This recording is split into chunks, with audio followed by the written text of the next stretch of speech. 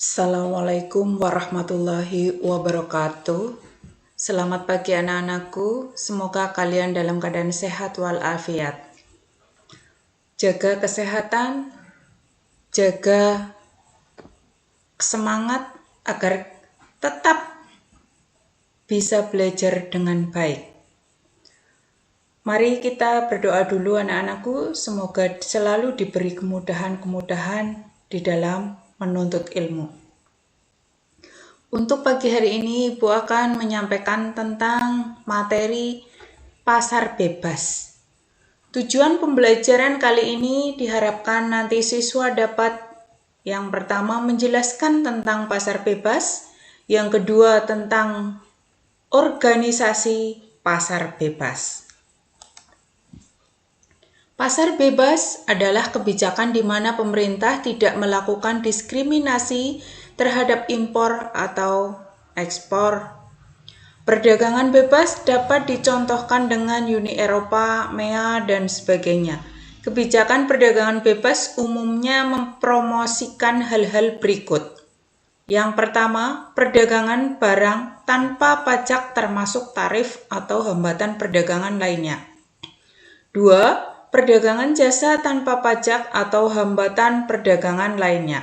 3. Akses ke pasar yang tidak diatur. 4. Akses informasi di pasar yang tidak diatur. 5. Perdagangan jasa tanpa pajak atau hambatan perdagangan lainnya.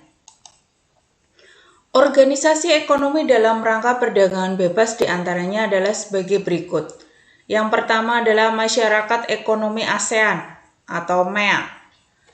Latar belakang berdirinya MEA atau yang biasa disingkat MEA secara singkatnya bisa diartikan sebagai bentuk integrasi ekonomi ASEAN yang artinya semua negara-negara yang berada di kawasan Asia Tenggara atau ASEAN menerapkan sistem perdagangan bebas.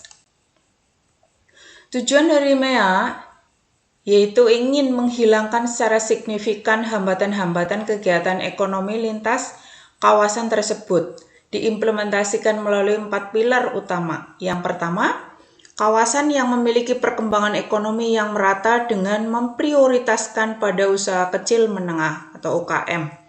2. Kawasan ekonomi dengan tingkat kompetensi yang tinggi yang memerlukan suatu kebijakan.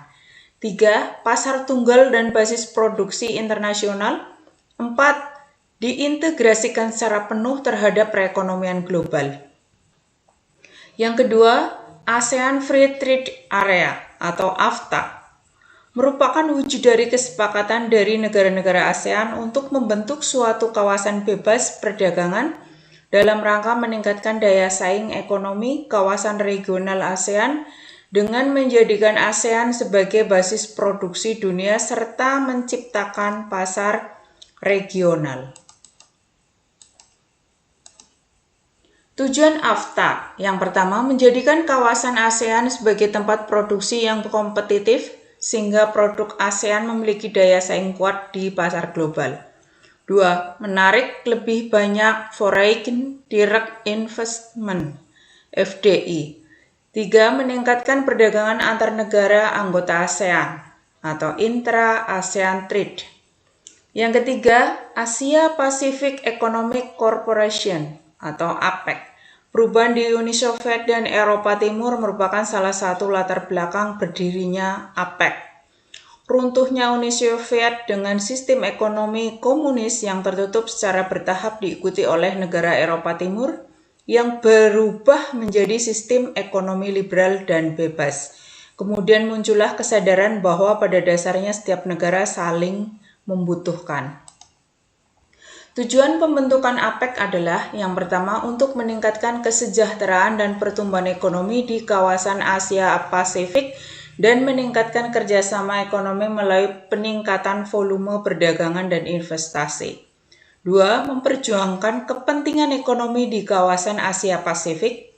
3. Tempat usaha negara maju untuk membantu negara berkembang. 4. Meningkatkan perdagangan dan investasi antar anggota. 5.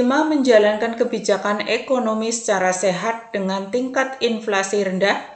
6. Mengurangi dan mengatasi sengketa ekonomi perdagangan. Yang keempat, Uni Eropa atau Masyarakat Ekonomi Eropa atau MEE.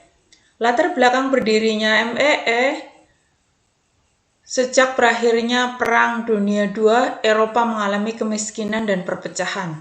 Usaha untuk mempersatukan Eropa sudah dilakukan, namun keberhasilannya bergantung pada dua negara besar yaitu Prancis dan Jerman Barat. Tujuan MEE yang pertama, integrasi Eropa dengan cara menjalin kerjasama ekonomi, memperbaiki taraf hidup dan memperluas lapangan kerja. 2. Memajukan perdagangan dan menjamin adanya persaingan bebas serta keseimbangan perdagangan antar negara anggota. 3. Menghapuskan semua rintangan yang menghambat lajunya perdagangan internasional. 4. Meluaskan hubungan dengan negara-negara selain anggota MEE. 5. World Trade Organization atau WTO. Latar belakang berdirinya WTO sebagai organisasi perdagangan dunia merupakan satu-satunya badan internasional yang mengatur masalah perdagangan antar negara. Organisasi ini dibentuk tanggal 1 Januari 1995 untuk menggantikan GATT. WTO terbentuk setelah dilakukan perundingan putaran Uruguay. Tujuan WTO yang pertama, meningkatkan kesejahteraan negara-negara anggota melalui perdagangan bebas. Yang kedua, membantu produsen barang dan jasa serta eksportif dan importif dalam kegiatan perdagangan. 3. Mendorong lebih terbukanya perdagangan dunia.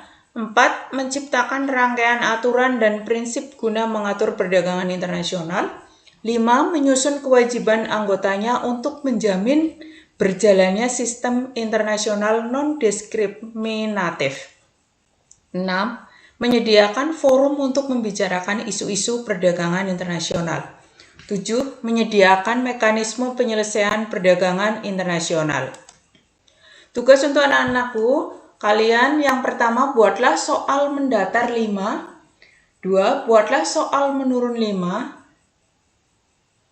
Gambarlah jawaban pada teka-teki silang tersebut pada materi pasar bebas. Sekian, terima kasih. Selamat belajar. Sukses selalu untuk anak-anakku. Wassalamualaikum warahmatullahi wabarakatuh.